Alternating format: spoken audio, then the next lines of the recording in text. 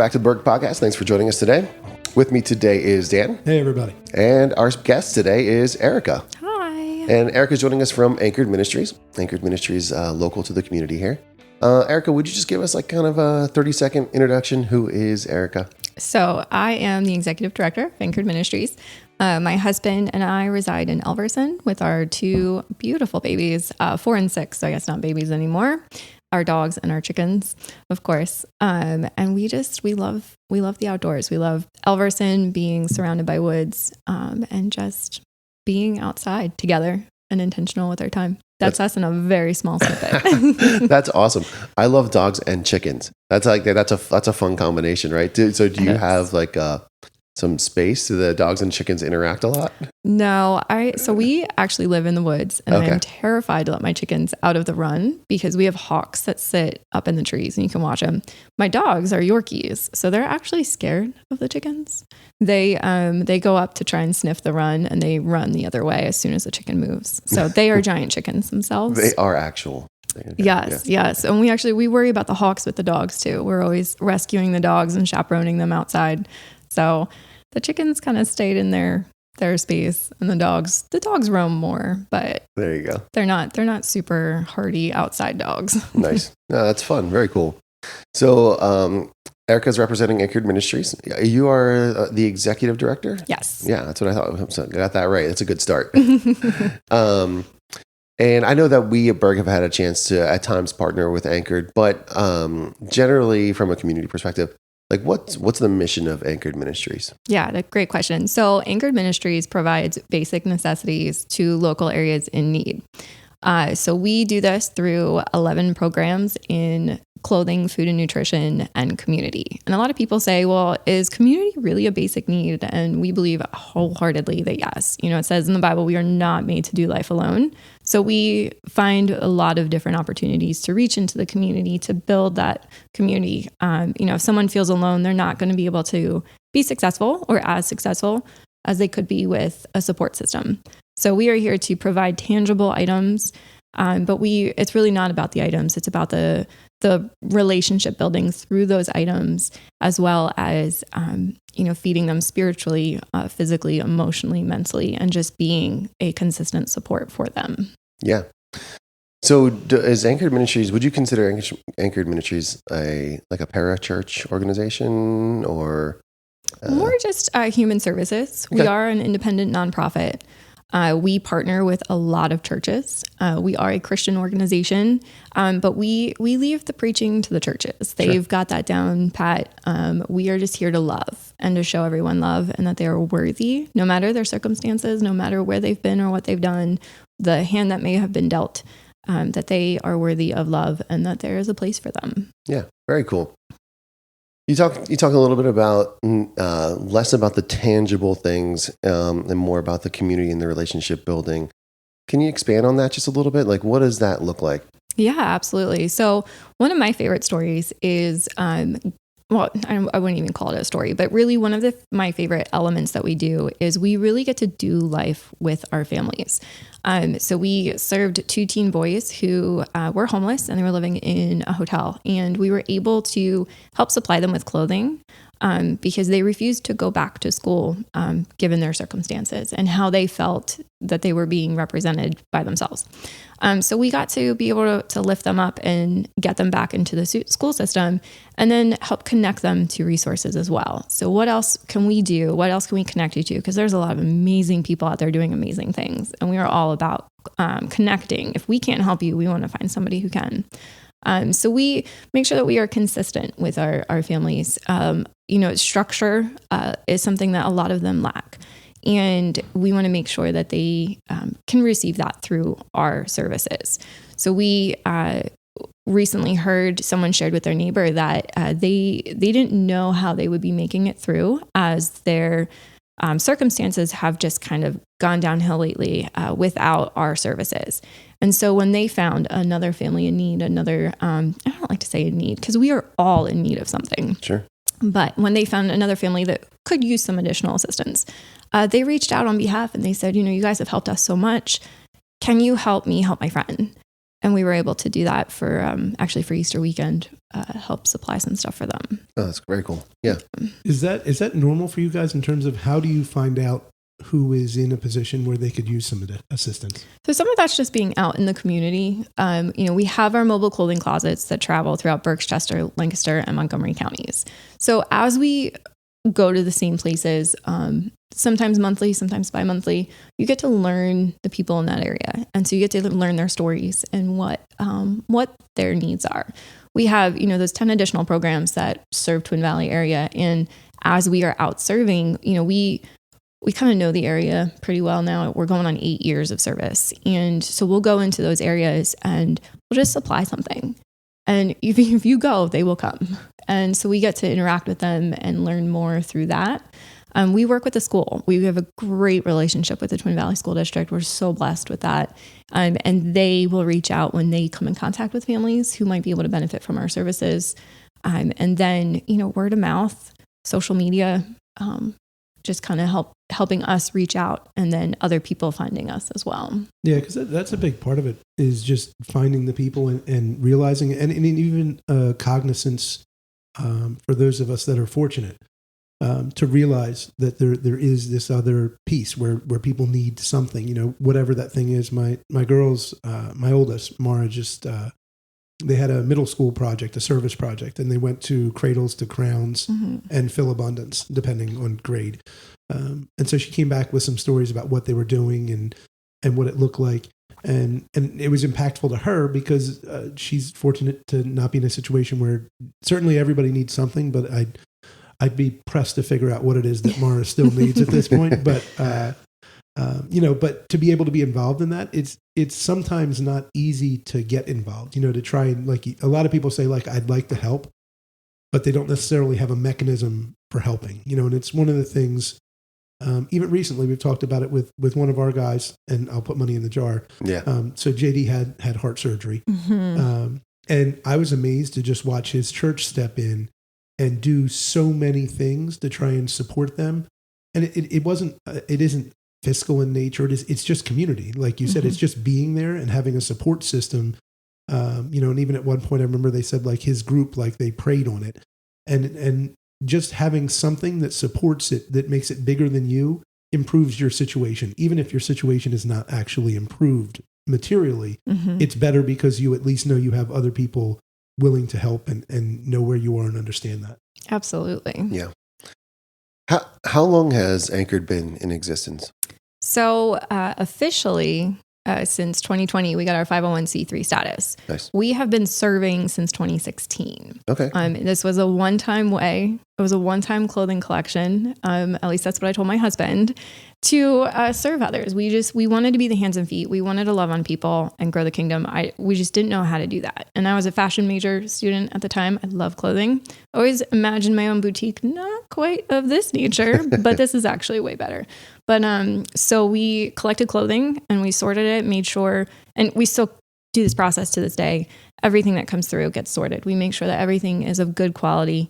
And just because you can't afford something brand new doesn't mean you don't deserve it. So we make sure that everything that goes out is of good nature. So we went into Reading and we set up for this event, and we collected 82 decent sized boxes.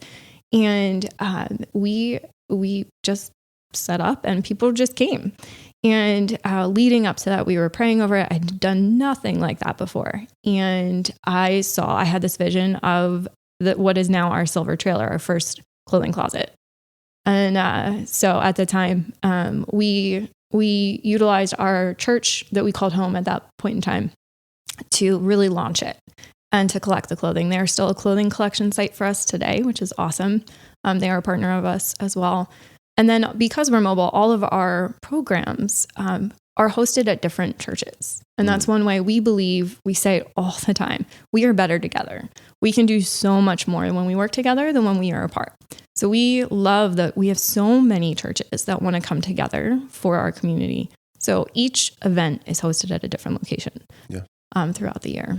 So it was since 2016, legally since 2020, and it started as a one-time thing. Yeah. So it started as a one-time thing. So you've been involved since day one. Yes. And so you talked about like that first event, that clothing collection, clothing drive, besides, you being a fashion major, so what sort of sparked that as something you saw a need for?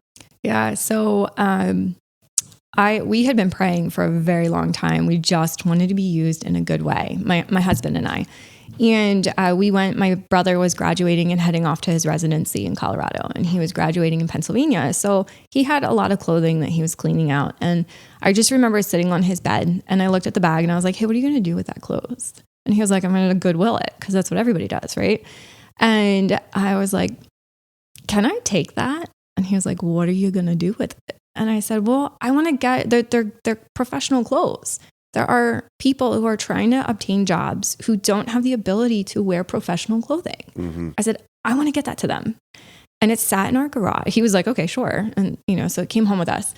And it sat in our garage for like 4 months. And my husband was like, Erika, we need to do something about this. And so we tried to sell it. Not a single thing, no hits, nothing. And so I was like, all right, I guess we'll just Goodwill it after all. And that's when our pastor at our church at the time, he announced that they were going to be collecting food for this outreach event in Reading. And I was like, oh, we could collect clothing too.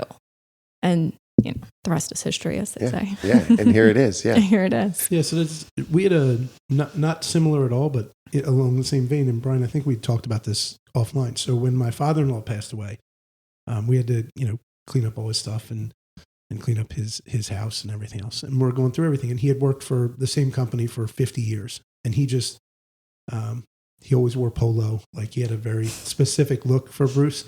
And we didn't know what to do with it. And so we talked about it. My brother, who works in the city of Philadelphia in charter school systems. And he was like, well, they have groups that collect like professional work clothes.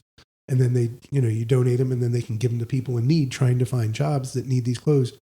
And we donated, it seemed ridiculous at the time. Not ridiculous to do it, but just like Brian and I talk about that both of us are very, if you were being nice, you would say frugal. Otherwise you could say cheap. So it's really hard for me to not see the value. But we must have given away 70 polo sweaters, and there was like 100 button-down shirts and like 50 brand new pairs of jeans, and shoot everything. Like, because he was the type of person, when he found something he liked, he would buy many of them. Every color. And and it was literally that. And my wife is sort of that way, not with the buying, but her closet is completely color coded. And he was that way. That's where she gets it from. But it was one of those things. I almost wish the girls could have been older when we did it, so they could have understood, because it was probably the best opportunity we would have to be able to show them, like, this is what can happen, from something sad that happens. This is the good that comes from it. Is who knows how many people benefited from all of the clothes that we donated, and shoes and everything else, but rarely do you get that opportunity to do it firsthand, like you're saying with your brother's stuff. And that it's interesting that then led to you doing the actual thing. Yeah, for sure. And I love that you said that, you wish that the girls could have really seen how taking something sad and making something beautiful out of it. Yeah. And we've seen that so much. We received a lot of generous donations from that type of situation. And it's truly beautiful. When people come into those trailers, they get emotional. Everything is color coded. Everything is size coded. Everything. We're very meticulous. And another thing that we always say around the building is it's all in the details. Those little details convey so much on self-dignity and self-worth. And that is something that we feel so strongly about. So to be able to have nice donations, such as really nice polos and, button-ups, and, we are always seeing even teens who need things for internships.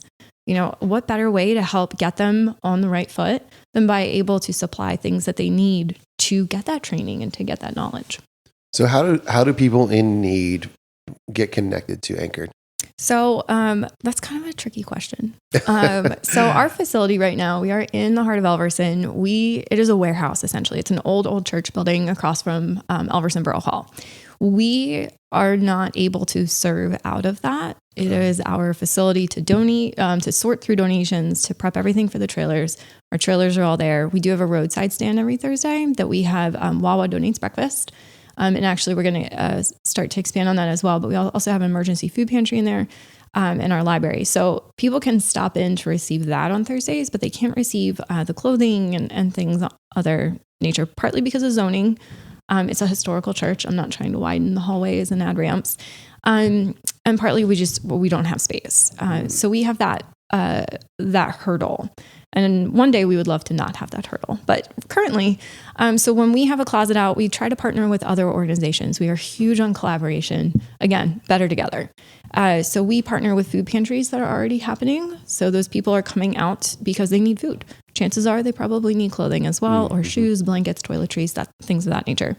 And then we also, again, we work with the school. So when those families are coming across the guidance counselor's desk or the nurse's desk, they will reach out and say, hey, we have this family, here's their situation. And so we'll say, okay, great, we can help them.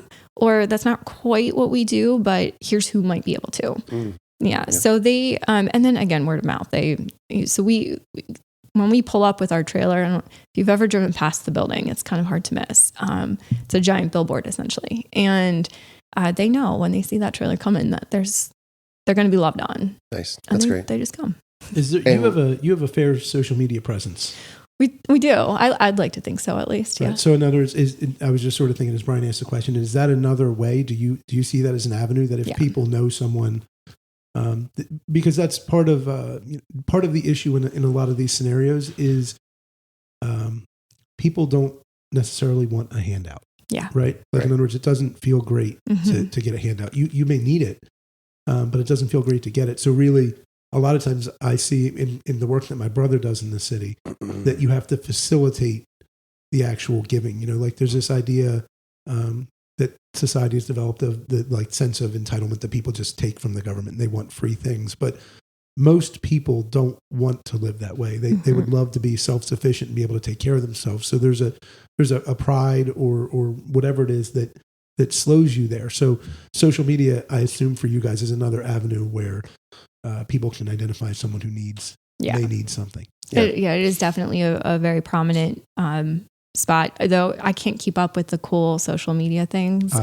Someone will say, oh, are you on this platform? And I said, what is that? Like, okay, getting older has, some downfalls there, but no, social media has definitely played a huge role in getting the word out as well as finding people. And you are absolutely correct. The people who often most need our services are very reserved in coming forward for them.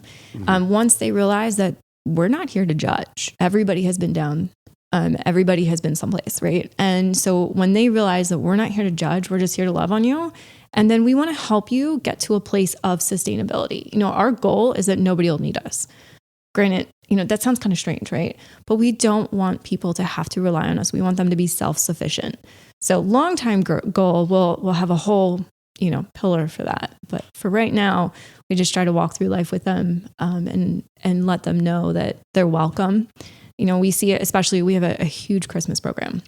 And actually a team from Berg had volunteered one year. It was so great to have everybody out. One of the many ways that Berg has blessed us, by the way, and just seen our growth through the years. But so with our Christmas program, we get a lot of that. We see a lot of that. People saying, I'm sorry, I need this. And we're like, no, don't apologize. Like, we're here. We want to help and we want to love on you. Yeah. And, so our family attends LCBC, and in a recent sermon, Jason was talking about, the idea of like, is it lucky? Is it unlucky? And usually it's just God. And I think that plays right into it. Someone says, well, I'm unlucky right now. It's like, well, no, maybe you're where you're supposed to be, but God's intervening. So absolutely. So that's interesting you say that. There's a lot of similarity too in their, I think in Anchored's design, like where they're trying to fit in, not the same mechanism, but with Good Samaritan, because Good Samaritan's really the same thing where it's, in a perfect world, I'm sure they would want to not exist. You know what I mean? Absolutely. In a perfect world, they don't want anybody to be in a state where they don't have a home, or they find themselves needing somewhere to be. But it's one of these odd things, in business, I don't ever really want to be in a situation that you don't need Berg services. Like if you don't need excavation work and utility work, and that's a problem for us. We have to find something else to do. But in so many of these things, in these groups that we try and support, they're trying to work themselves out of a job, to be able to create a world in which things are better. And it's one of the differences Brian and Ford and I often talk about where I grew up versus where you guys grew up. That the churches are so strong out here in terms of the community, the sense of community. I think it's less visible here because it's an expectation that it just exists. And I think if you can get outside of this area and get to some other areas where it's not as common, it's really striking to look at it and watch groups help themselves. And I think maybe that's one of the biggest keys with Anchored is you keep saying it, is trying to make the people that you're helping part of the group so that you're not helping them. They're just part of a group, and it's communal. You're benefiting because it's your turn to benefit. And someday, hopefully you help and you can help them benefit. So, I mean, it's really a neat thing to watch from the outside and be supportive of. Yeah. So, kind of looking forward here. So, I know you talked about, started with the clothing ministry, but really expanded into a wide variety of programs. Are there some things that you have coming up? Some events, some fundraising opportunities, things of that nature? Yeah, so we have a really fun event coming up. Technically, it's a fundraiser, but in technicality terms, but really it's community collaboration. It's harvesting that sense of community. So it's called Coffee for a Cause. It's hosted at the Branch Life Cafe, which is the floor of Branch Life Church in Spring City. And we'll have live music, games, Twin Valley Coffee. Who doesn't love some Twin Valley Coffee? And they're great supporters of ours as well.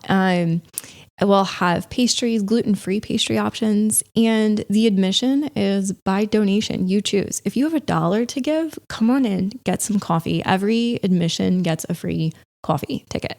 And then, of course, you can purchase some more. So it is a fundraiser. However, it's really just about coming together in a safe, family-friendly event. I love coffee and I love music. So I was like, hey, let's combine these two things and do something cool here. And it's been really cool to see, Kimmerton Whole Foods is donating some supplies and people are just coming together. And that's what this is about, harvesting that community, or hurrying. And so that's on the fundraiser side. We have our 5K in June, the last Saturday of June 29th. So that's coming up to start training. And then, of course, in September, our awesome golf event that we always love having Berg on board for that too. So that's the fundraiser aspect. However, we do have a lot of really exciting program things coming up. So on the second Tuesday of every month, we have a community meal. And it's not just if you're food insecure, it's you don't want to clean up the kitchen after you cook, or, you didn't get to the grocery store, or you just need to get out of the house. We just want to invite the community in. And all of this information is on our website as well. So, if you're like, oh, what was that? No, just head to anchoredministries.org. But so we have that on the second Tuesday of every month. The closets are always out. And then we also will have back to school collections coming. I know we're still in the school year, but it's coming quick. We're going to scare some kids here. I know. The girls are not going to be happy about talking about back to school already. Out of school. But, things are on clearance right now. Now's the time to stock up those donations that you want to put in those bins.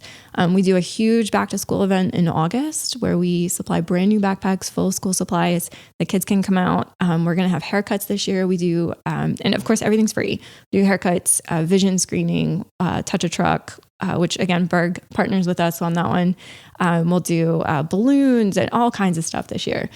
So we have that in August. So now is the time to start building that up, the supply up to pop in those boxes when they're out. We're going to do a Christmas in July thing. There's so much. And if you're like, hey, I really want to get involved in that way, if you go to our website, fill out the contact form, it comes to me directly, or Erika at anchoredministries.org. And, it's easier to plug in as well. That's great. I love that you said that, because my next question was kind of going to be like, how do people get involved? I'm sure there are opportunities to donate financially, but are there other opportunities to volunteer, to be involved in some of these events, things of that nature? Absolutely. So time, I read someplace, and forgive me, I don't remember where, the 3 T's, your time, treasures, and talent. That is the most important thing. And time is something that we can always use more of in a lot of variety of ways. So we have a lot of volunteer opportunities, especially in the second half of the year when we've got all of our major events, our winter coat program, our Christmas program, all of that happening. So time is definitely something that people can give, and it's something that everybody can try and make space for, right? Obviously, of course, financially, but also, we collect year round, all seasons, good, gently used clothing. If your cat used the shirt as a bed for a month, I don't want it. Please no. However, clean, good condition clothing, shoes, hats, gloves, scarves, all of those things, tote bags. So when we are helping friends out who are unhomed, we don't like to give things in a box or in a garbage bag. That's just not a very self-dignifying move. We try to use suitcases. We use duffel bags, tote bags. We partner with Avalon School.